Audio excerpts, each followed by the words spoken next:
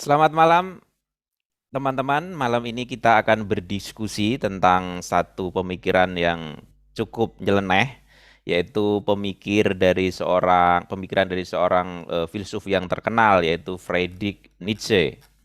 Kita tahu Friedrich Nietzsche adalah ada yang bilang sebagai tokoh utama atau bapak dari aliran postmodernisme.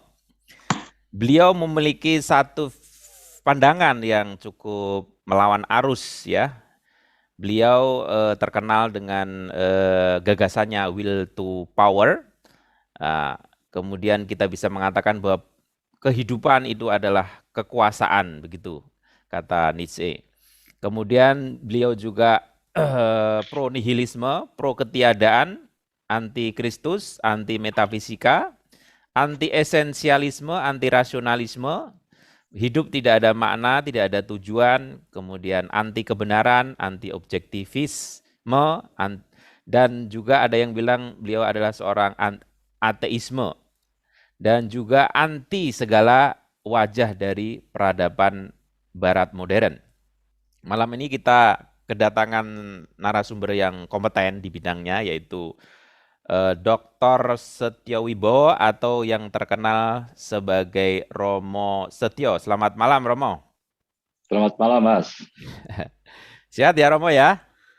Ya, siap. Terima kasih. Jadi saya harus panggil Pak Dokter atau Romo ini? Yo, Romo aja enggak apa-apa. Oke, baik Romo. Nah, karena ada Romo, kita juga punya teman dari dunia Muslim, yaitu Ustadz Amar. Selamat malam, Ustadz. Ustadz Amar ini Mas Ustadz, ya, ya. Ustadz Amar ini adalah lulusan doktor. Dia mendapatkan PhD dari Timur Tengah, tepatnya di Iran. Sementara Romo Setio mendapatkan gelar doktor dari Roma ya, Romo ya, kalau nggak salah ya. Dari Paris. Oh, dari Paris, maaf, maaf, dari Ya, Paris. dari Dari Sorbonne ya. Sorbonne. Ya. Nah, menariknya adalah malam ini kita akan membahas satu pemikiran filsuf dari Jerman ya. Nah, sebelum kita mulai diskusi, sebagai guideline, saya ingin bertanya dulu kepada Romo nih, satu Ya. pertanyaan yang eh, terlintas di benak saya, yaitu tentang sosok Nietzsche dan wajah peradaban modern Barat. Nah, sebelum Hmm. dijawab, Romo, kalau tidak salah Nietzsche ini adalah satu wakil pemikir dari filsafat Prasokrates, Aristoteles dan Plato. Beliau adalah mewakili filsafat sofisme ya, dan beliau adalah wakil dari modern gitu, pemikir modern yang mewakili pemikiran filsafat Prasokrates. Kemudian yang menarik adalah Nietzsche mengkritik peradaban modern yang dimana Nietzsche hidup pada zamannya. Nah, ini ada satu hubungan atau bagaimana nanti Romo bisa menjelaskan bahwa yang dikritik filsuf sofisme pada zamannya apakah sama dengan yang dikritik oleh Nietzsche? Silakan Romo. Kira-kira dari judul itu kira-kira apa yang terlintas dari benak Romo? Silakan Romo. Ya, pertama tentu Friedrich Nietzsche seorang pemikir yang kompleks ya. Itu yang harus pertama kita akui dulu ya. Eh, Menurut saya sendiri memang apa yang menjadi pemikiran Nietzsche bisa dianggap sebagai semacam ya pendahulu untuk sofisme modern ya, neosofisme ya. Apakah Nietzsche sendiri seorang sofis? Ya, bisa diperdebatkan ya. Nah, apakah dengan demikian Nietzsche kembali ke era Prasokrates ya, karena Nietzsche cenderung dekat ya dengan spiritnya Herakleitos. Saya sependapat dengan itu ya. Jadi Nietzsche banyak menggunakan cara berpikirnya Herakleitos. Nietzsche seorang pengkritik besar Sokrates ya. Jadi dianggapnya Sokrates, Plato adalah pendahulu dari modernisme. Jadi ini menarik ya, bahwa modernitas itu menurut Nietzsche akarnya itu bisa ditelusur tentu ke Kristianisme ya, agama yang dia kritik banyak ya. Tetapi lebih dalam lagi ke Sokrates ya. Jadi Sokrates yang menemukan metode dialektika, Sokrates dan Platon ya. untuk menemukan kebenaran. Jadi ambisi untuk bisa menentukan sebentuk kebenaran yang fix ya, kebenaran yang baku begitu ya, itu dimulai Sokrates, lalu dipertajam oleh Kristianisme, dan itu yang membentuk kultur modern kita. Dan praktis modernitas inilah yang disebut oleh Nietzsche sebagai nihilisme. Ya. Dan posisi Nietzsche dalam mengkritik modernitas sebagai nihilisme tentu posisinya tidak hitam putih ya. Tentu Nietzsche sangat mengkritik modernisme. Dia mengatakan modernisme adalah nihilis ya. Tetapi Nietzsche sendiri juga mengakui bahwa dia anak kandung dari modernitas. Ya. Jadi dia adalah juga orang yang hidup di dalam nihilisme itu. Dan tawaran Nietzsche adalah bahwa meskipun kita hidup di era nihilisme begitu, kita masih bisa ya mencari sesuatu yang dia sebut sebagai nihilisme aktif. Ya. Jadi bukan lagi nihilisme pasif yang menghancurkan segala sesuatu, bersifat negatif, pesimis pada kehidupan, tetapi sebuah nihilisme yang aktif, ya, di mana terkenal ungkapan Nietzsche, "Iya sagen," mengatakan iya kepada realitas. Jadi realitas apa adanya, yang adalah acak adut ya, campuran segala hal ya. Realitas itu kan ada baiknya, ada buruknya, ada benarnya, ada salahnya. Semuanya diterima apa adanya, termasuk sampai ke sisi-sisi gelapnya yang sering kita sebut sebagai penderitaan. Itu kurang lebih secara garis besar pemikirannya Nietzsche berkaitan dengan pertanyaan dari Mas Ma'ruf tadi. Ya, terima kasih Romo. Ada tiga hal nih, sofisme, kebenaran, nihilisme, dan juga yang menarik adalah nihilisme itu sendiri. Apakah ini sebuah paradok atau apa kontradiksi, Romo? Pertama, Nietzsche itu mengkritik modern atau produk-produk modern itu adalah penuh dengan nihilisme. Pada satu sisi dia menawarkan suatu bentuk nihilisme tersendiri. Nah, sebelum dijawab mungkin juga nanti ada hubungannya dengan kebenaran, Romo.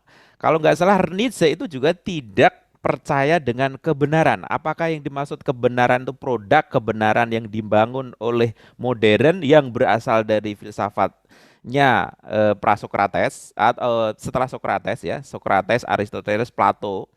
Apakah itu atau Romo punya pandangan yang lain? Kira-kira gimana, Romo? Ya, jadi tentu kebenaran yang dikritik oleh Nietzsche adalah kebenaran yang dibakukan ya, kebenaran yang fix begitu ya. Gampangnya misalnya kalau kita umat beragama kan kita masing-masing punya kebenaran masing-masing ya. Tuhan adalah A, B, C, D, E. Atau kalau kaum saintis ya tentu punya pendapat juga ya bahwa kebenaran itu adalah Big Bang misalnya. Kebenaran adalah DNA, kebenaran adalah evolusi ya.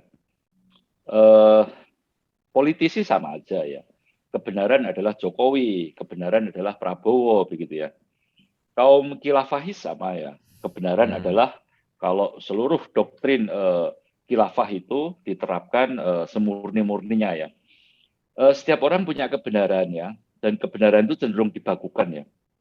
Dan kebenaran yang dibakukan itu menurut Nietzsche itu adalah peniadaan realitas. Kita ambil contoh yang paling gampang misalnya dengan ISIS lah ya. Ini kan ada saya berbicara dengan ustadz dengan teman-teman yang muslim begitu ya. ISIS itu kan kebenarannya kan luar biasa baku tuh. Ya. Baku ya, sangat baku kebenarannya sekali. tuh. Nah, sangat bagus sekali. Dan lalu yang kita lihat apa yang terjadi? Ya, pembunuhan yang luar biasa ya. Peniadaan moral ya. Peniadaan rasa merasa manusiawi ya, nihilisme. Jadi sebetulnya kaum ISIS itu yang merasa sudah menemukan kebenaran yang fix baku itu, justru prakteknya adalah seorang nihilis. Ya, jadi mereka menghancurkan semuanya ya. Nah, lalu posisi Nietzsche bagaimana? Nietzsche tentu anti ya dengan kebenaran seperti itu. Entah itu yang dipuja oleh kaum ISIS, entah yang dipuja oleh kaum saintis, dipuja para politisi, dipuja oleh siapapun yang mendaku kebenaran yang fix tadi itu. Nah, apakah dengan demikian Nietzsche lalu tidak percaya pada kebenaran? Ya, enggak juga ya. Jadi Nietzsche menurut saya ya, dalam bacaan saya, tetap mengakui adanya sebuah kebenaran, tetapi sebuah kebenaran yang gimana ya, kebenaran yang enigmatik ya, kebenaran yang abisal ya, kebenaran yang tak pernah bisa kita tundukkan, tak pernah bisa kita rengkuh eh, secara konseptual. Nietzsche kadang memberi gambaran kebenaran itu seperti perempuan, seperti wanita. Ya, kalau dilihat dari jauh, wanita itu indah, ya, dengan pakaiannya, ya, leku-lekunya menjanjikan begitu ya. Tapi lalu Hmm. Nietzsche mengatakan, tapi hati-hati ya, jangan dibuka, jangan disingkap. Karena kalau Anda buka, Anda singkap, bisa jadi yang keluar adalah monster. Hmm. Itulah kebenarannya. Jadi kebenaran itu ya indah, ya mengerikan sekaligus. Maka sikap kita di depan wanita yang sopan adalah ambil jarak. Ya, jadi Nietzsche mengatakan kebenaran ada, tapi bentuknya seperti apa? Ya hanya metafora, seperti wanita, seperti lautan. Ya. Lautan itu kan indah ya. Dari jauh kan kita lihat ya, indah ya, menarik begitu ya. Bapak pernah nggak di tengah samudera? Hmm. Saya pernah naik perahu kecil ya, perahu nelayan di daerah Larantuka ya. Di tengah samudera ya, kanan kiri nggak ada apa-apa ya. Di atas hanya ada laut begitu ya. Dan saya tidak tahu di bawah air itu ada apa.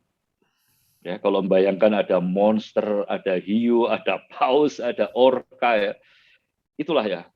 Hidup itu seperti lautan ya. Kebenaran hidup wanita itu seperti itu ya. Indah tetapi juga mengerikan dan dua-duanya ya itulah yang namanya kebenaran. Maka sikap yang paling tepat menurut Nietzsche adalah yang sering disebut sebagai pathos of distance. Jadi Anda punya Mengambil. kerentak ya, punya kerentak untuk selalu ambil jarak terhadap kebenaran itu. Hati-hati dengan kebenaran. Hmm. Disitulah yang disebut dengan nihilisme aktif. Ya. Jadi mengiyai realitas apa adanya dan tidak memotong-motongnya menjadi kebenaran separuh dan kesalahan separuh begitu ya. Seperti yang dilakukan oleh kelompok ISIS. Hmm. Baik Romo, ada satu pertanyaan Romo, bahwa jelas ya kalau Nietzsche bisa dikategorikan sebagai anti Sokrates, anti Aristoteles, anti Plato, juga tentunya juga tidak tidak mempercayai metafisika Romo. Jadi tidak mempercayai Betul, adanya dunia yang objektif. Apakah betul. penjelasan Romo itu semacam eksplanasi dari aliran relativisme Romo? Apakah Ya, seperti itu? jadi betul bahwa Nietzsche mengkritik metafisika. Karena tadi saya pakai contoh yang ekstrim ya dengan ISIS ya. ISIS itu kan ketika mereka mengatakan kebenaran adalah begini-begini, itu kan sebuah doktrin metafisis ya. Iya kan? Baik, baik, baik. Bahwa yang haram itu begini, yang halal itu begini, yang boleh hidup seperti ini, yang tidak boleh hidup seperti ini ya. Perempuan harus begini ya, gay harus begini begitu ya. Dan itu kan semua doktrin metafisis ya. Itu dikritik habis oleh Nietzsche ya. Karena dalam Kristianisme pun begitu ya. Paling tidak Kristianisme yang katakan diterima sebagai ajaran oleh Nietzsche waktu itu ya, atau Kristianisme abad pertengahan begitu ya, di mana waktu itu kan bayangan-bayangan ajaran kita mengenai dunia seberang sana itu kan begitu begitu real begitu ya. Nah, Nietzsche kan mengkritik bahwa ya itu semua sebetulnya adalah kebenaran-kebenaran manifestasi dari kebutuhan manusianya. Jadi metafisika yang kita sebut metafisika menurut Nietzsche ya itu kan hanya hinterwelt ya, hanya dunia di sebalik dunia real ini ya. Semacam kayak ilusi ya, ilusi yang kita ciptakan ya uh, untuk menghibur kita atau untuk meneguhkan kita yang dalam dunia ini kadang-kadang kita ini seperti orang yang bingung ya, orang yang kehilangan pegangan. Jadi esensi metafisika atau esensi dunia bayang-bayang tadi itu ya, atau esensi kebenaran ya, bagi Nietzsche esensinya itu kosong, Hmm. ya, tidak ada apa-apa di situ ya. Itu semua hanyalah kebutuhan kita saja untuk lalu me, me, mempostulatkan ya dan mempercayai postulat itu sebagai sesuatu yang real. Paling sederhana itu begini. Jadi eh, konsep atau ya konsep. Apa itu konsep ya di ceritanya ya? Dia menjawab konsep itu adalah identifikasi untuk apa-apa yang tidak identik. Itulah konsep. Ketika saya mengatakan ini cangkir ya, ya ini kan sebetulnya hanya konseptualisasi saja dari hal-hal yang sebetulnya ada yang dari keramik, ada yang dari plastik, ada yang dari gelas, ada yang mungkin bentuknya dari tanah liat ya. Tapi kan lalu kita semacam mengkonsepkan keragaman itu seolah-olah dengan mengatakan cangkir itu ada kecangkiran begitu ya. Nietzsche memberikan contoh bagus begini. Hubungan kita dengan kata, hubungan kita dengan konsep itu seperti hubungan seorang tuli dengan musik. Jadi Alkisah ada seorang tuli. Dia pengen tahu Mozart ya atau Didi Kempot itu seperti apa sih indahnya begitu ya. Nah kan bingung kan orang, wah ini gimana ini orang tuli menjelaskan musik pada orang tuli kan. Maka lalu ada seorang peneliti bernama Kaltny ya. Kaltny itu membuat tabung semacam timpani begitu ya, diberi figur apa? Diberi pasir, lalu diberi nada do, do begitu ya. Maka muncullah figur pasir. Lalu diberi tempat lain lagi, dikasih pasir, re, dikasih vibrasi begitu kan, re, maka figurnya lain lagi. Jadi do, re, mi, fa, sol, la, si, do, lalu punya figur-figur Kaltny itu kan. Nah lalu ditunjukkanlah nada suaranya Didi Kempot itu ya.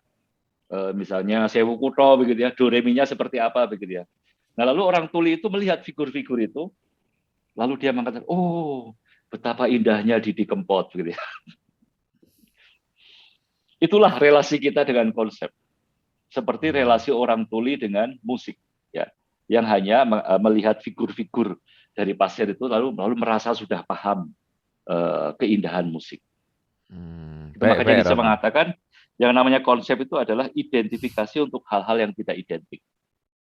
Nah, lalu konsep, kebenaran, metafisika, esensi sama. Baik Romo, jadi agak rumit juga filsafatnya ya. Segala sesuatu yang tidak identik. Berarti tidak percaya dengan satu identitas yang ada pada dirinya sendiri gitu ya Romo ya. Atau bahasa filsafatnya itu being qua being mungkin ya, seperti itu ya. Ya, Nah, itu diketawakan sama Nietzsche ya. diketawakan. Baik Romo, jadi sebelum saya ke Pak Amar atau Ustadz Amar tentang agama, nah ini karena Romo tadi menyindir tentang fenomena ISIS ya, itu kan fenomena agama begitu ya. Kalau tidak salah Nietzsche juga mengkritik Christianity Romo. Jadi tidak hanya agama khusus Kristen, tetapi segala macam agama, ideologi, kapitalisme, kemudian sosialisme, segala macam itu bahkan adalah anarkisme pun dia kritik. adalah produk dari konstruk pikiran manusia saja, gitu kan? Jadi itu nihil, semuanya itu nihil, katakanlah begitu. Nah, sebelum menjawab ke pertanyaan untuk Pak Amar, kira-kira Kak Romo ini kan seorang Romo Kristen ya, atau Katolik Romo ya? Katolik ya. Katolik ya. Itu bagaimana Romo? Romo bercerita tentang Nietzsche yang mengkritik Katolik pada saat sama kan rohaniawan itu kan selalu mencari satu pemikiran yang bisa menjustifikasi agamanya. Nah, kira-kira bagaimana, Bro? Apa manfaat nih meneliti Nietzsche ini? Ya, jadi tentu untuk saya menarik ya membaca kritikus yang serius ya terhadap agama saya ya. Jadi saya tertarik dengan ungkapan di bahasa Prancis ya, Nietzsche adalah athée de rigueur. Ya. Seorang ateis, tapi ateis yang rigor. Ya, artinya argumen dia itu kuat. Harus saya katakan argumen dia sangat kuat. Kalau misalnya argumen dia yang mengatakan begini, bahwa kan dia membedakan dua macam Kristianisme ya, Kristianismenya Yesus dan Kristianismenya Paulus. Ya. Kristianismenya Yesus itu adalah Kristianisme yang ya so-so lah, oke lah. Yesus seorang baik, dia mewartakan kerajaan Allah, tapi sedemikian baiknya dia nggak ngerti bahwa dunia ini jahat, ya sehingga akhirnya dia mati dibunuh ya. Nah kalau Paulus itu beda, Paulus itu adalah kayak ISIS itu, yang mengkhotbahkan kebenaran tunggal ya, lalu mensyaratkan ya orang harus mengikuti perintah-perintahnya Paulus begitu ya, lalu membuat moral yang sangat strict ya, hitam putih ya, dan dengan demikian lalu menciptakan yaitu moral budak ya, Kristianisme sebagai moral budak gitu. Ya kalau itu dalam argumen ateisme seperti itu oke lah, bisa dijawab ya bahwa Nietzsche salah paham, bahwa Nietzsche agak ekstrem ya segala macam. Tapi yang paling susah menurut saya ya, dan ini saya kira bukan hanya untuk Kristianisme tapi untuk semua agama ya, itu teori Nietzsche tentang kebutuhan percaya, need to believe. Setiap orang, setiap manusia itu memiliki need to believe, ya. Kebutuhan untuk percaya pada sesuatu. Kalau orangnya itu sehat, ya, orangnya itu secara fisik sehat, secara mental sehat, kita itu biasanya need to believe kita itu nyantai lah, nggak terlalu gimana-gimana lah. Ya. Tapi begitu kita itu terpuruk, begitu kita itu misalnya tiba-tiba diusir ya, kontrakan habis ya, harus pergi ya dalam seminggu begitu ya. Jadi tiba-tiba yang punya rumah ngusir kita begitu ya. Atau tiba-tiba diputus oleh pacar begitu ya. Atau tiba-tiba menemukan istri atau suami saya selingkuh begitu ya. Nah, pada saat terpuruk begitulah, need to believe kita itu tiba-tiba membesar ya, muncul ya.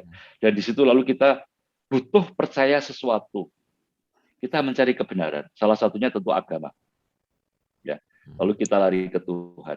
Nah, jadi pada poin ini kritik Nietzsche bahwa agama atau sains atau apapun lah yang kita anggap sebagai kepercayaannya itu adalah manifestasi dari kebutuhan kita untuk percaya, itu sulit disangkal. Ya. Maka dalam arti ini saya kira kritik Nietzsche menjadi warning bagi saya ya, bahwa dalam cara saya beragama, saya harus hati-hati ya, karena bisa jadi cara saya beragama itu hanya manifestasi dari kebutuhan saya sendiri untuk percaya pada sesuatu. Padahal orang lain jangan-jangan nggak butuh itu, orang lain kebutuhannya lain begitu ya. Jadi dalam arti ini Nietzsche menjadi semacam partner yang selalu membantu saya untuk menjaga jarak juga dengan agama saya sendiri begitu ya. Karena kita harus punya jarak yang sehat kan dengan apapun kan, supaya kita tidak menjadi fanatik. Begitu Mas Maruf. Baik, mungkin Romo ingin menjelaskan soal penderitaan ya. Mungkin Nietzsche adalah seorang pelukis ya Romo ya, dan beliau juga sahabat Wagner ya.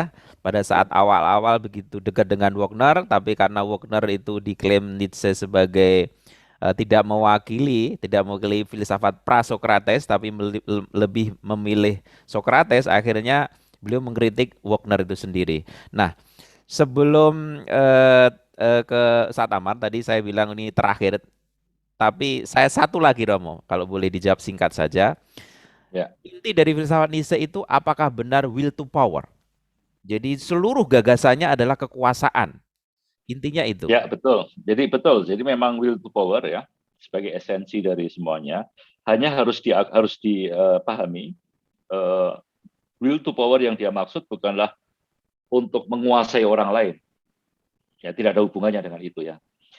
Kalau will to power itu menjadi manifestasinya tampak dalam menguasai orang lain, itu yang disebut Nietzsche sebagai moral budak. Ya.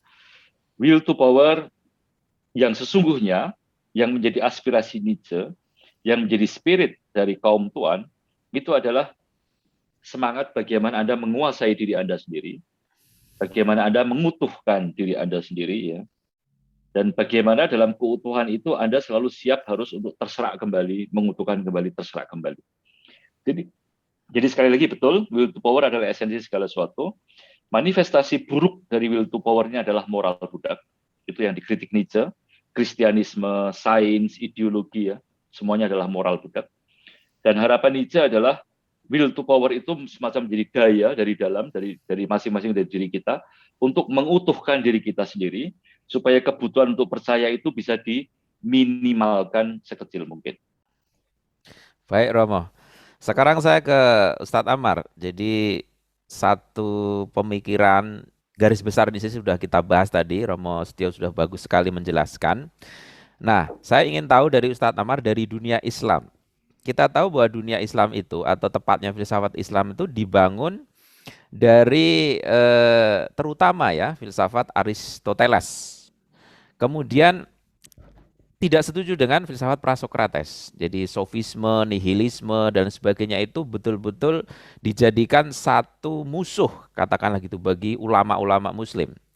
Nah, kira-kira garis besar dari filsafat Nietzsche yang pertama tadi saya sebutkan nihilisme, kemudian moral budak, agama juga moral budak, kemudian juga relativisme.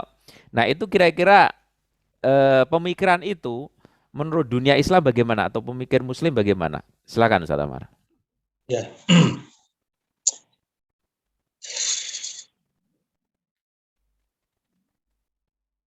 ada beberapa isu memang yang menjadi denyut nadi Nietzsche ya, yang kalau kita timbang dalam tradisi filsafat Islam, tentu responnya juga bisa berbeda. Kalau tadi disimpulkan ada semacam pertentangan antara doktrin-doktrin filosofis Nietzsche dengan doktrin-doktrin filosofis yang ada dalam tradisi Islam, tapi sebetulnya kalau kita maknai filsafat dalam Islam sehingga mencakup mistisisme Islam, yaitu tasawuf Islam, agaknya saya agak sedikit mungkin berlebihan ya untuk nanti lantas dinetralisir bahwa pandangan-pandangan Nietzsche ini lebih dekat kepada tasawuf dalam tradisi Islam daripada filsafat Islam. Sebelum sampai ke situ, mari kita meninjau ke belakang. Kebetulan juga saya senang sekali ya dengan para pakar yang memang fokus pada tradisi Yunani, tepatnya di Socrates dan Romo tentu orang ahlinya di sini. Hanya saja saya itu mengamati Platon dari karya-karya para filosof Muslim. Karena itu boleh jadi dari sisi penerjemahan ataupun interpretasi mungkin akan terjadi juga perbedaan. Nah, satu gelombang yang cukup signifikan di dunia Islam, bagaimana Platon, termasuk di dalamnya Socrates, ditempatkan bukan semata-mata filsafat dalam pengertian Aristotelian, tetapi kita kembali kepada Platon yang memang cenderung kepada metafisik yang trandensialis. Karena itu sejumlah alegori-alegori yang dikemukakan dalam beberapa karyanya, terutama di Republik, terkait dengan The Allegory of Cave, misalnya di sana ada gua, kemudian di sana ada api, di sana ada bayang-bayang, kemudian ada mentari. Ini semua merupakan alegori-alegori, kiasan-kiasan yang hanya dalam tradisi Islam ya, hanya bisa dibaca sepenuhnya bukan dalam filsafat Islam, tapi dalam tasawuf. Dalam filsafat Islam kita tidak mengenal istilah matahari, itu tidak dikenal. Istilah bayang-bayang mungkin masih ada ya. Istilah api kita tidak mengenal, apalagi gua. Tapi dalam tradisi tasawuf kita akan temukan itu matahari itu apa, kemudian lantas ke Diogenes ketika didatangi oleh Alexander Agung, meminta kepada Alexander Agung supaya menyingkirlah kamu dari hadapanku karena matahari engkau telah menghambat, sinar matahari menerpa diriku. Sebagai satu wujud atau simbol kekuasaan terbesar di dunia, bagaimana Diogenes mengalegorikan yang saya kira akan tepat sepenuhnya dalam tradisi Islam dibaca tidak dengan filsafat Islam yang Aristotelian ya, tetapi dengan filsafat Islam yang Platonis atau tasawuf. Nah, karena itu pula Mas Ma'ruf, kesimpulan yang dari awal tadi bagaimana Nietzsche ditempatkan ya, secara kontradiktif dengan pre-Socrates, oleh tasawuf bisa disinkronkan, bisa dipertemukan secara lebih dekat dan seolah-olah mereka bersaudara. Misalnya dua tokoh yang cukup terkenal ya di pre-Socrates yang mereka kedua-duanya adalah tokoh sofisme seperti Gorgias yang kita kenal, mungkin mudah-mudahan saya tidak keliru membaca namanya. Terkenal sekali bahwa tidak ada realitas Nah, ini sudah dekat dengan nihilisme katakan. Kalaupun ada realitas tidak bisa diketahui. Berikutnya, kalaupun bisa diketahui tidak bisa dikomunikasikan. 3 rangkaian ini selain juga memprediksi perjalanan filsafat mulai dari bicara tentang realitas, ontologi, kemudian epistemologi di abad modern, kemudian kita di abad kontemporer sekarang bicara tentang bahasa, sekaligus juga dalam tradisi filsafat, tradisi tasawuf Islam sepenuhnya itu diterima.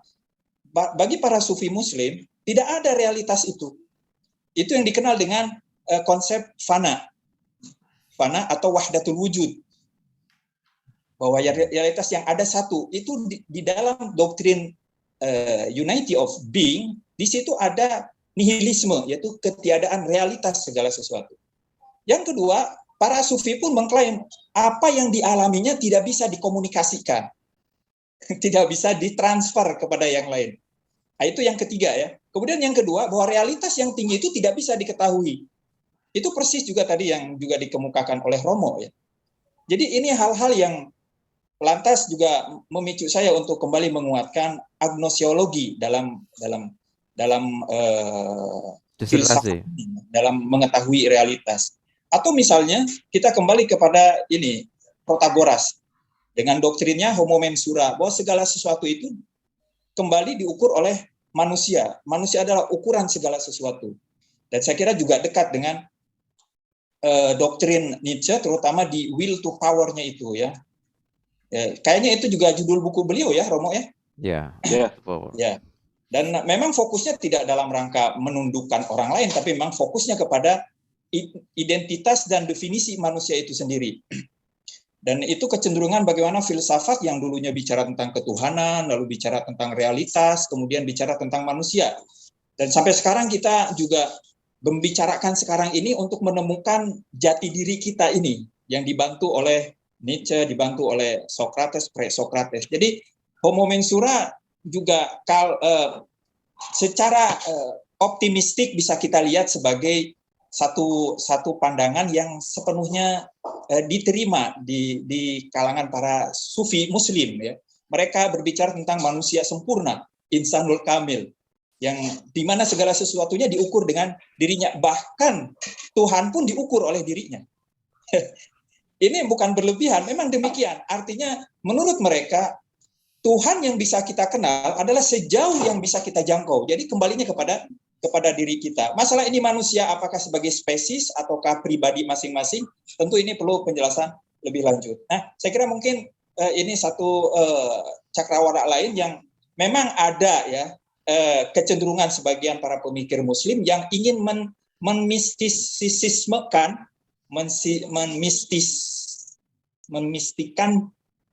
mensufikan Nietzsche. Apakah ini secara kebetulan atau tidak, tapi setidaknya kalau kita mau berpandangan kompromistis atau istilah sekarang itu toleran gitu ya terhadap Nietzsche, saya kira yang paling mengakomodasi pandangan-pandangan Nietzsche dan sofisme itu ada di kaum sufi muslim. Baik Ustadz Amar, menarik sekali ya. Ini sepertinya Romo Setio dan Ustadz Amar ini malah mendukung Nietzsche ya. Padahal dua-duanya mewakili agama tradisional, seorang Romo dan seorang Ustadz. Nah ini kan tidak lazim bagi orang awam, karena Nietzsche ini kan ateis gitu kan. Ateis bagi orang awam tuh kan ateis, tapi ateis ada sisi mistisismenya, itu kan pembicaraan yang lain gitu kan. Nah saya ke Romo Setio dulu nih. Nietzsche itu kan kalau nggak salah bapaknya itu adalah dia seorang Kristen yang taat ya, Romo ya. Dia juga seorang pendeta, kemudian beraliran eksistensialisme, tapi para pemikir mengkategorikan Nietzsche adalah eksistensialisme ateis. Nah, eksistensialisme yang teis itu yang positif. Jadi pelajaran-pelajaran pesan-pesan di kelas filsafat begitu. Eksistensialisme yang teis ini cocok dengan kondisi negara Pancasila. Gitu. Sementara eksistensialisme yang ateis tidak cocok dengan nilai Pancasila, terutama sila pertama. Nah, ini gimana Romo ini? Kan kita bicara kepada audiens yang umum gitu. Silakan Romo. Ya, jadi Nietzsche memang ateis ya. Cuma satu, ada beberapa catatan nih. Satu, dia bukan pencipta ateisme ya. Ateisme itu kan sejarahnya panjang ya, sudah berabad-abad ada sebelum Nietzsche lahir ya. Itu catatan pertama. Catatan kedua, sebagai ateis, Nietzsche juga mengkritik ateisme. Jadi ada satu paragraf yang menarik itu di Gaya Scienza. Nietzsche mengatakan, hati-hati dengan sebuah kepercayaan baru yang muncul dari Saint Petersburg ya, dari Rusia ya. Sebuah kepercayaan akan ketidakpercayaan. Jadi ateisme, ketidakpercayaan itu bagi Nietzsche itu adalah sebuah Kepercayaan. isme, sebuah kepercayaan juga. Dan sama seperti kita lihat di Rusia ya, ateisme ya, atau sekarang dipraktekkan di Cina atau di Vietnam ya. Ateisme ketika dia menjadi ideologi negara, dia menjadi sebentuk belief juga, Pak. Ada doktrinnya, ada imam-imam penjaganya, ada pasukan syariahnya begitu ya, yang ada mengawasi, organisasinya gitu, Rama. ada organisasinya, Ada yang undang-undangnya. mengawasi ya. Jadi kalau ada orang yang masih percaya lalu ditangkap begitu kan. Jadi nggak ada bedanya begitu loh, antara negara ateis ini, ateisme militan ya, ateisme yang menjadi kepercayaan baru ini dengan agama-agama lain yang sama kolot ya begitu loh. Sama. Nah, jadi kalau kita mengatakan Nietzsche ateis, tadi saya kira Pak Amar sudah mengatakan dengan baik ya, perspektifnya itu bisa ya. Tentu saya tidak sejauh Pak Amar ya untuk mengatakan Nietzsche seorang sufi ya. Saya tidak sampai hati mengatakan itu ya. Tapi perspektifnya itu kurang lebih ya itu mirip ketika sufi mengatakan bahwa realitas itu tidak ada ya. Bahwa semuanya itu hanya pikiran kita begitu ya. Jadi Nietzsche itu ateisnya seperti itu. Ateisnya dalam arti bahwa dia sangat sadar bahwa yang namanya kepercayaan-kepercayaan itu ya sebetulnya hanya kebutuhan kita saja. Ya, sehingga ketika Nietzsche nanti akhirnya berbicara mengenai Dionysos ya, jadi kan Nietzsche kadang-kadang kan dituduh dia kembali ke agama pagan ya, agama kafir ya, agama Yunani ya, Dionysos ya.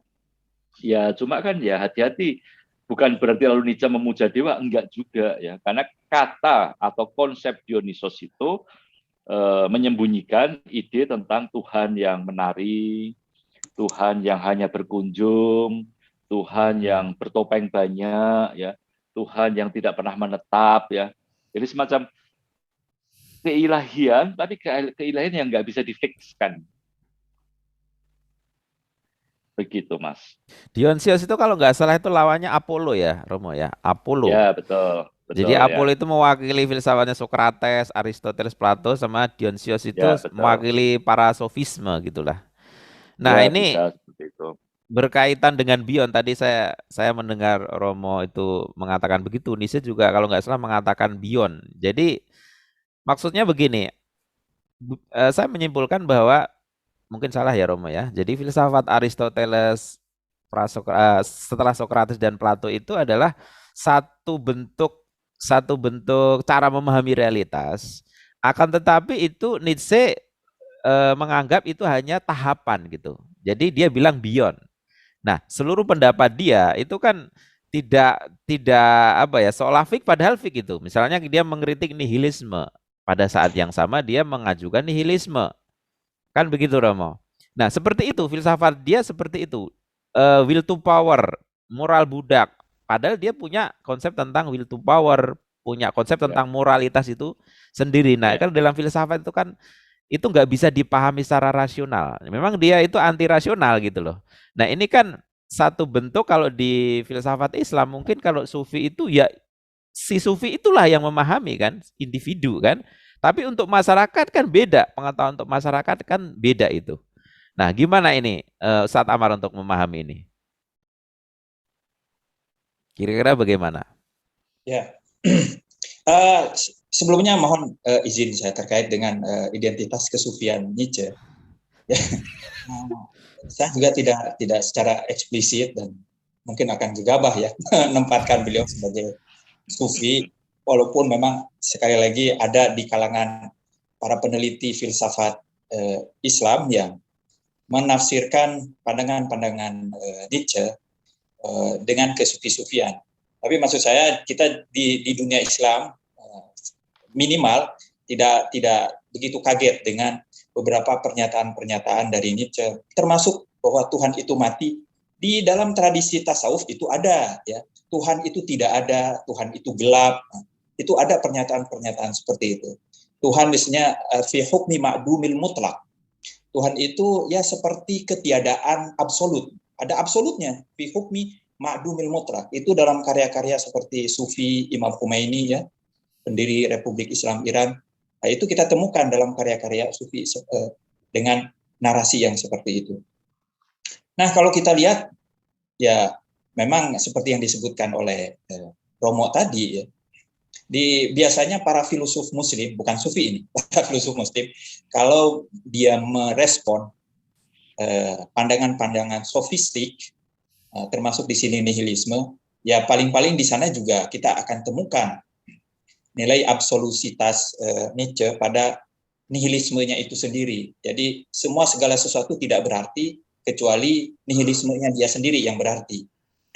Jadi tetap saja ada pengecualian di situ, yaitu terkait dengan doktrin nihilisme itu sendiri, ya tidak nihilis. Kalau kita sebut dia juga nihilis, berarti ya sama sekali memang dia tidak sedang mengatakan apa-apa. Nah, ini saya kira yang ingin sekali saya luruskan terkait dengan sebagian penafsiran orang, ya. Dan karena itu pula kedekatan Sufi dengan Nietzsche itu perlu juga ditimbang dari satu lain, ya. Kenapa Sufi di kita, termasuk juga para filosof itu ujung-ujungnya, dan ini bukan hanya di kalangan Sufi Muslim atau filosof Muslim, di kalangan para ilmuwan yang bukan filosof juga mereka menyadari di akhir karir perjalanan intelektual mereka menyadari bahwa mereka tidak tahu apa-apa. Artinya ketidaktahuan ini perlu dilihat di dua jenjang yang berbeda. Di saat memulai, dia merasa tidak tahu, dan di akhir perjalanan ke pengetahuannya, dia juga menyadari bahwa aku juga tidak tahu. Kita biasa dengar dari Socrates, kebijaksanaanku hanya satu, bahwa aku tidak tahu. Itu beda kualitas ketidaktahuan Socrates dengan ketidaktahuan kita. Ketidaktahuan Socrates setelah mengalami segala sesuatu yang akhirnya dia sadari sepenuhnya bahwa ternyata tidak tahu. Jadi Sufi ketika dia mengatakan Tuhan itu tidak ada, setelah dia mengalami berbagai pengalaman intelektual yang sangat lembut itu, ternyata pada akhirnya dia tidak berdaya, sehingga dia katakan Tuhan tidak ada. Tapi ketiadaan itu berbeda dengan saat orang pada konteks misalnya teologis bicara tentang tidak ada Tuhan, tentu jadi kafir, ya. Tapi Sufi di tingkatan yang lebih tinggi itu dia mengatakan tidak ada. Jadi levelnya berbeda-beda. Karena itu perlu dilihat, ya. Saya kira kalau di filsafat di pemikiran Islam itu strata pengetahuannya cukup unik. Pertama dimulai dari kalam, ya, yaitu teologi Islam. Yang kedua filsafat, yang ketiga tasawuf. Karena itu seorang yang belajar filsafat dianggap belum tuntas sampai dia melanjutkan ke tasawuf, dan di ujung tasawuf itu maka akan kita temukan narasi-narasi sebagaimana yang dikemukakan oleh Nietzsche. Tapi terkait dengan kekuasaan ini, saya kira juga sama seperti dalam tasawuf, ya. Jadi agak sulit kayaknya kalau kita tempatkan Nietzsche ini dibaca dengan filsafat Islam, karena tentu akan ada banyak pertentangan, apalagi dengan kalam Islam. Tapi kalau dengan tasawuf memang manusia itu memulai dari bisa kehendak. berdialog gitu, ya. Ya, jadi karena itu misalnya derajat awal Sufi dinamai dengan murid. Murid itu dari irodah itu kehendak. Dan itu sampai akhir dia menyandang nama murid. Yang kebetulan di kita kan anak yang baru belajar itu disebut murid juga, ya. SD itu disebut murid. Masuk ke SMP, SMA kita tidak lagi menyandang murid tapi siswa. Lalu ke perguruan tinggi tidak ada pula murid, yang ada mahasiswa. Tapi bobot maknanya kalau dalam tradisi tasawuf Islam, murid itu jauh lebih tinggi daripada mahasiswa. Karena itu seseorang betul-betul menjadi dirinya sendiri ketika dia punya kehendak. Dan kehendak itu ada powernya ini, ya. Kalau tidak ada kekuatan, maka dia tidak ada kehendak. Jadi memang definisi manusia itu kekuatan, kekuasaan yang ditandai dengan kehendak. Tanpa ada kehendak dia tidak ada. Baik, baik Ustaz. Jadi ada will to power-nya Nietzsche, ada will to power-nya dalam konsep tasawuf. Tapi kan ada problem nih Ustaz. Ada konsep insan kamil seperti Ustaz Ahmad tadi bilang di dalam Islam, ada konsep Ubermach atau Superman dari Nietzsche. Nah, saya ke Romo Setio. Jadi ada satu dokumenter film dokumenter dari BBC itu mengasosiasikan bahwa sikap politik dari Hitler itu terpengaruh oleh Nietzsche ya. Ini BBC Romo ya. Jadi ini tidak sembarang riset ya. Jadi ada foto Hitler itu melihat patung Nietzsche seolah-olah menggambarkan bahwa seluruh pemikirannya Nietzsche itu diterjemahkan dalam politik oleh seorang Hitler. Nah, bagaimana nih Romo melihat ini? Hmm. Ya, jadi saya kira itu ada benarnya ya. Jadi Hitler pernah diundang ya datang ke arsip Nietzsche di Weimar. Waktu itu atas undangan adiknya Nietzsche ya, Elisabeth Foster Nietzsche. Jadi Nietzsche kan 1889 mulai sakit, lalu meninggal 1900, jadi hampir 11 tahun dia sakit dan nggak bisa ngapa-ngapain ya. Dia lalu dirawat oleh adiknya, perempuan ini.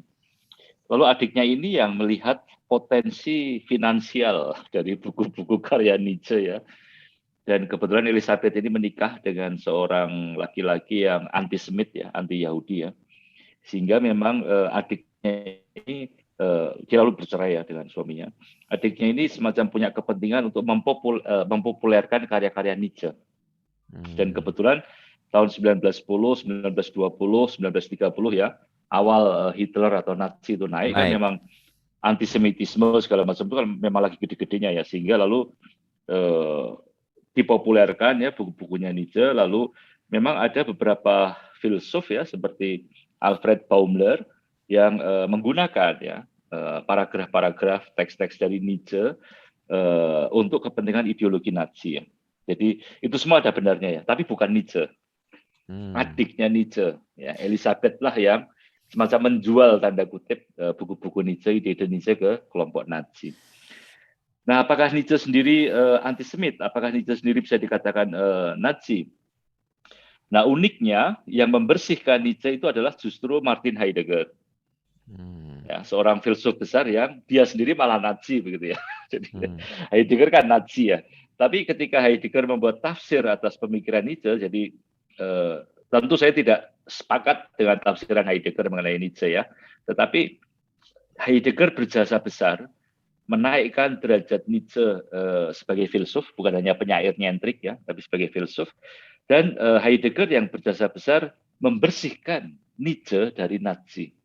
Bahwa Nietzsche itu adalah filsafat begitu ya, bukan Nazi ya. Jadi sekali lagi itu penjelasannya Mas. Jadi kalau BBC mengkaitkannya ada potret Heidegger si Hitler berkunjung mengunjungi adiknya Nietzsche ya, si Elizabeth itu diarsip, lalu di situ ada patungnya Nietzsche, ya itu semua betul ya. Tapi sekali lagi itu Nietzsche sudah mati ya, sudah mati 20 tahun sebelumnya ya, dan itu adalah adiknya yang semacam menjual karya-karya adiknya, karya-karya kakaknya ke rezim Nazi. Baik Rama, jadi kalau saya lihat ada potret sosial politik dengan satu perjalanan pemikir walaupun itu tidak berinteraksi secara langsung ya. Kalau misalnya kita bisa mencari bukti Hitler menulis mengutip Nietzsche, kita bisa baru tahu bahwa pemikirannya didorong oleh pemikirannya Nietzsche gitu Rama. Nah, cuman yang saya jadi pertanyaan Rama, kondisi Jerman waktu itu adalah ada satu kelompok yang pro ini ada Yahudi gitulah, ada yang antisemit. Dan kita tahu Wagner itu menurut yang saya baca itu adalah antisemit. Nah, ini kira-kira ada nggak apa benang merahnya Romo?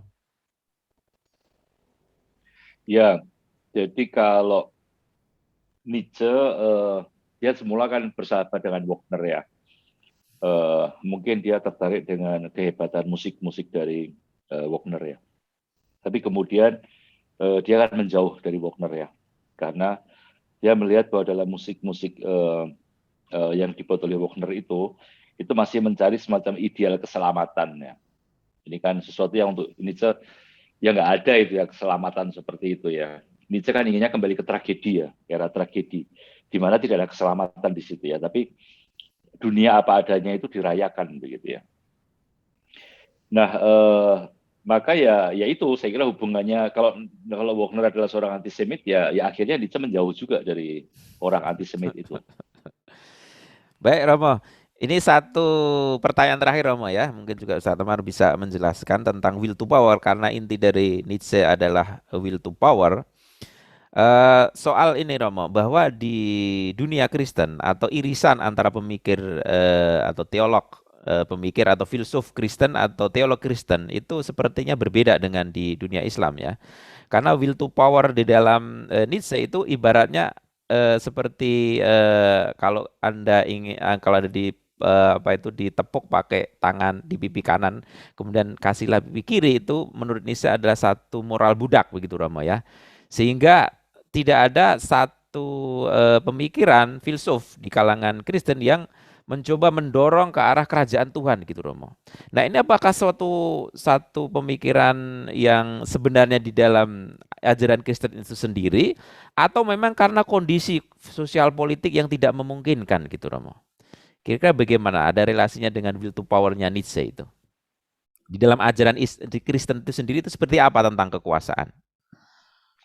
Oh, ya, jadi kalau kita bicara mengenai kekuasaan gereja pada abad pertengahan ya, jadi kita bicara abad 6 sampai abad 13 ya, tentu kekuasaan itu politis ya, kekuasaan itu duniawi, politis ya. Jadi bukan hanya spiritual ya, tetapi harus terejawantahkan secara politis. Maka kan pada waktu itu kan raja-raja di Eropa pun yang mentahbiskan adalah Vatikan ya. Hanya kan itu semua sudah selesai ya dengan revolusi Perancis ya. Pada abad 18 itu kan yang menjadi sasaran tembak itu kan gereja Katolik ya. Jadi uskup-uskup dibunuh ya, romo-romo dibunuh, suster dibunuh ya. Gereja kehilangan kekuatan politisnya ya. Lalu muncul doktrin pemisahan agama dan negara ya dari revolusi Perancis ya. Nah, dari situ kemudian saya kira abad 19 ke sini gereja Katolik belajar bahwa ya kekuasaan itu, kalau kita bicara kekuasaan agama Katolik ya kita itu ya murni spiritual dan moral ya, tapi bukan lagi politik ya. Jadi makanya gereja Katolik sejak kalau Anda lihat dalam sejarah ya, Perang Dunia Pertama, Perang Dunia Kedua sampai sekarang ini, gereja Katolik kan kalau menyerukan secara internasional isu-isu tertentu itu hanya seruan moral, tapi tidak pernah lalu misalnya gereja Katolik mengorganisir pasukan ya, mengirim pasukan ya, nggak pernah ya. Itu tidak akan terjadi lagi. Jadi kekuasaan yang dipraktekkan gereja Katolik atau gereja kekristenan itu harus dilihat ya. Jadi setelah revolusi Perancis itu ada turning point ya, ada titik balik yang luar biasa sehingga saya kira tidak ada seorang pun sekarang ya dari kalangan Katolik ya yang bermimpi bahwa agama Katolik itu harus menjadi agama negara atau agama Katolik harus menguasai negara begitu ya. Itu adalah mimpi-mimpi abad pertengahan ya. Yang sudah kita lihat semuanya gagal dan hanya merusak agama. Begitu. Baik Romo, jadi bisa disimpulkan bagaimana Romo kira-kira tentang Nietzsche ini? Apa kira-kira yang bisa kita ambil pelajaran dari Nietzsche untuk Ya. Indonesia? Kalau dari Nietzsche, saya kira yang bagus itu adalah bahwa dia mengajak kita untuk hati-hati dengan kebutuhan untuk percaya yang sangat masif, ya, yang akan memunculkan manusia-manusia fanatik. Ya. Jadi kalau kita sebagai manusia itu kita orangnya galau, kita punya masalah, kita itu orangnya yang terbelah-belah di dalam jiwa kita, hati-hati karena di situ lalu saya tadi memberikan perumpamaannya, tiba-tiba kontraan diusir, tiba-tiba diputus sama pacar begitu ya, tiba-tiba di PHK ya. Nah itu kan situasi-situasi galau ya. Nah kalau kita galau seperti itu terus-menerus, hati-hati karena lalu kita akan memiliki kebutuhan percaya yang sangat besar dan kita akan menjadi fanatik. Ya hati-hati. Baik Romo. Kalau soal tragedi gimana Romo? Soal penderitaan. Ya, jadi Nietzsche tidak melihat adanya penebusan di balik penderitaan ya. Dia bukan seorang masokis ya, yang seolah-olah melihat bahwa di balik penderitaan ada semacam nilai-nilai suci begitu ya. Sama sekali enggak. Tapi Nietzsche juga bukan orang sadis ya, yang menikmati penderitaan ya, seolah-olah melihat orang menderita itu menjadi kebahagiaan dia ya. Enggak, jadi Nietzsche bukan orang yang sadis, bukan orang yang masokis ya.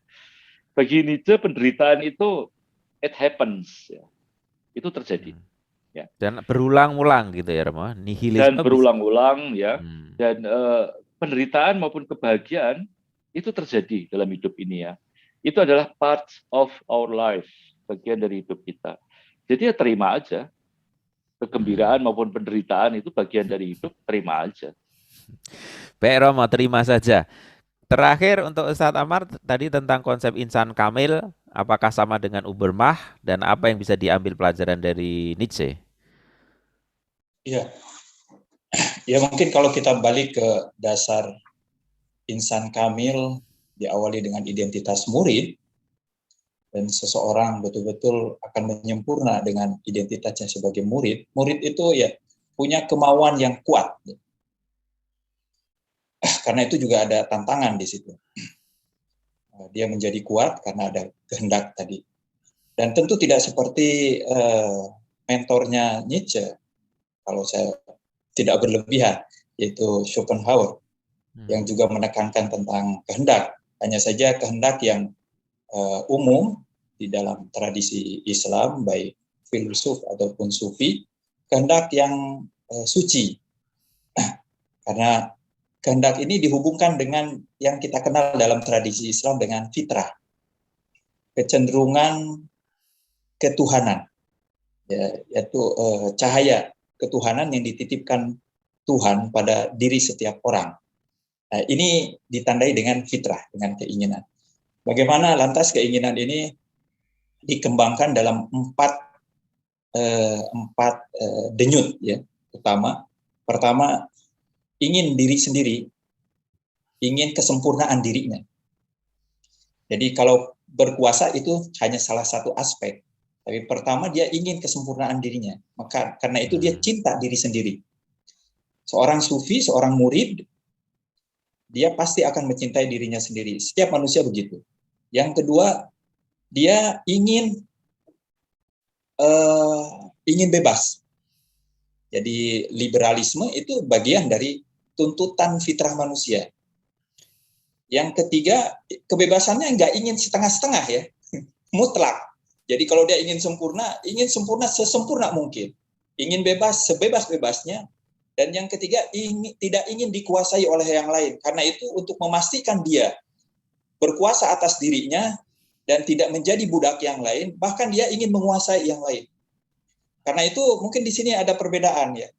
Will to power dalam tradisi Islam itu bukan hanya dia berkuasa, menginginkan untuk menguasai dirinya, tetapi juga menguasai yang lain. Kalau diberi kemungkinan ada kekuasaan yang masih tersisa di alam ini, misalnya di planet lain, dia berusaha untuk bagaimana juga menaklukkan alam tersebut. Yang keempat, hedonis, ingin senang, menghendaki apa saja yang menurut dia itu kesenangan dirinya. Setiap manusia tidak ingin menderita. Nah, hanya saja lantas Schopenhauer merasa ini akan menghancurkan banyak orang kalau lantas bahkan ada sisi absolusitasnya ya. Semua kan kita bukan setengah-setengah tadi itu, keinginan-keinginan tadi itu. Tapi justru bagaimana para sufi ini merupakan kekuatan yang sangat besar untuk memakmurkan dunia. Jadi sangat bertentangan kesimpulan akhirnya dengan Schopenhauer, berikut juga Nietzsche. Kalau lantas kesimpulannya dari manusia itu punya kehendak dan lantas bisa menguasai, bisa menghancurkan, nihilisme, kemudian pesimisme. Berikutnya kalau dalam para filosof bagaimana supaya ini diantisipasi, karena pada dasarnya manusia untuk bisa memakmurkan dia membutuhkan kekuatan-kekuatan tadi, potensi tadi. Jadi kalau saya simpulkan, filsafat Islam dan tasawuf Islam sama-sama bertemu pada idealisme Socrates bahwa filosof atau orang bijak adalah penguasa. Filsafat atau sufisme adalah kekuasaan. Dan kekuasaan adalah, jadi demikian ya. Dan salah satu definisi dalam filsafat Islam itu masih mempertahankan tradisi tadi. Sehingga walaupun memang kita tidak jumpai ya dalam realitasnya, di seberang sana bagaimana Nietzsche menekankan nihilisme, tapi di seberang sini bagaimana lantas idealisme Socrates dan Platon itu dianggap sebagai utopia. Sekalipun mungkin ada data-data yang dikemukakan oleh Federico Plestun bahwa utopia itu bukan 100% utopia, tapi juga pernah ada, tapi sekarang tidak terjadi. Atau mungkin Bertrand Russell mengatakan itu mungkin terjadi dan pada masa tertentu memang pernah terjadi dalam sejarah filsafatnya ya, Bertrand Russell, tapi sekarang mustahil terjadi. Walaupun mungkin katakan yang belakangan seperti Raymond Karol Popper mengatakan itu mustahil terjadi dan benar-benar utopia. Tapi bagi filosof Muslim, banyak hal-hal yang juga mereka bisa ajukan ya terkait negara yang dibangun berdasarkan kefilsafatan dan ketasawufan. Dan itu menjadi bukan hanya cita-cita di siang bolong, tapi bagi mereka itu ada modelnya yang diharapkan bisa bangkit kembali di tangan mereka. Adapun mengapa para sebagian filosof tidak berhasil karena kondisi yang meliputi mereka. Mungkin di zaman kontemporer para sufi akan senang sekali ya dengan keberadaan Imam Khomeini yang selain filosof dia juga sufi dan berhasil mendirikan negara yang dia cita-citakan gitu dengan mengatasnamakan negara agama atau negara Tuhan. Kita masih ingat ya bagaimana definisi filsafat menurut Socrates yaitu theosis ya. Serupa dengan Tuhan dan itu memang juga salah satu definisi dalam filsafat Islam. Jadi kebetulan Romo kalau kita mau dihubungkan nih filsafat Islam itu tidak dekat ya. Kita bisa diskusi lah, saya siap untuk membuktikan tesis ini bahwa filsafat Islam tidak berhubungan langsung dengan Aristoteles tetapi lebih dekat dengan Plotinus yang kemudian berhubung dengan Plato. Mungkin akan menarik juga ya dari latar belakang Romo untuk juga mendapatkan kedekatan-kedekatan dengan tasawuf dan filsafat Islam.